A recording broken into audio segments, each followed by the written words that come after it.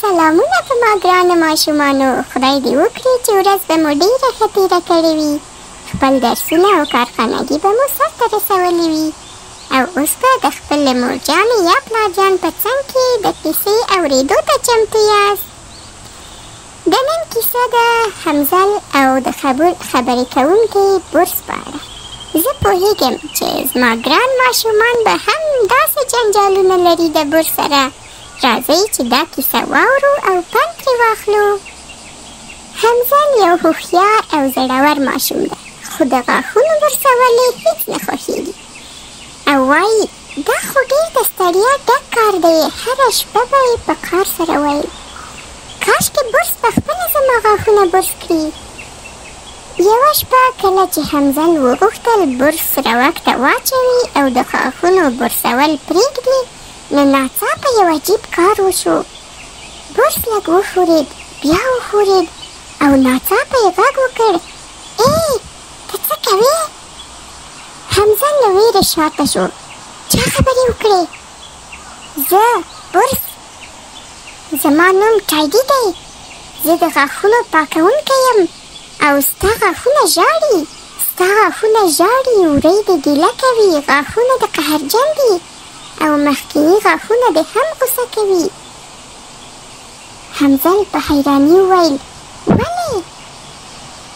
برس ورته وویل ځکه چې ته غاښونه نه پاکوې. نو کوچنی چینجي د غاښونو ترمنځ قلاوې جوړوي او هره شپه د خوږو خوړلو لپاره میلې جوړوي. همزل په خپل دې کار ډېر پښیمانه شو.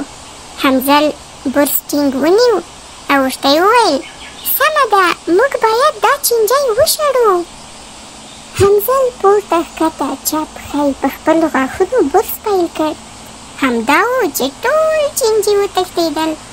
ټایډي په خوشحالي غږ وکړ همدا ده، همدا ده، ګیرې کړه چې پرې نږدې. وروسته له برسولو د همزل غاښونه لکه د ستوري داسې روښانه شول. ټایډي په خپل برس ایښودونکي ګیلاس کې ولاړو او ډېر ویاړ یې کاوه. همزل د غاښو برسولو نه وروسته د خوب لپاره چمتو شو. برس یې راواخیست او د بالښت تر څنګ یې کېښود لکه د یو ملګري. خپ چراغونه بل وو او یوه کوچنۍ جادویي وړانګه د فضا په منځ کې تاوېده. ټایډي ورو غږ وکړ سبا ته بیا یوه نوې کیسه ده. نو په ما ګرانو ماشومانو د همزل په شان آیا تاسو هم د غاښو د برس څخه منډې وهئ؟ د غاښو برس تل ملګری وساتئ ځکه چې هغه ستاسو غاښونه پاکوي. نو څنګه و دا کیسې خوند درکړو او که نه، او څه پند مو ترې واخیست که نه؟ او آیا تاسو به هم همدې اوس نه د غاښو برسول پیلوئ او که نه؟ د غاښونو پاک ساتل نه یوازې مهم دي بلکې دا کار که په خوشحالۍ او علاقې سره وکړئ نو دا یوه له خوښیو ډک عادت دی.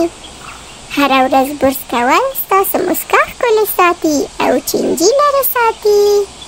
ښه شپه او خواږه خوبونه.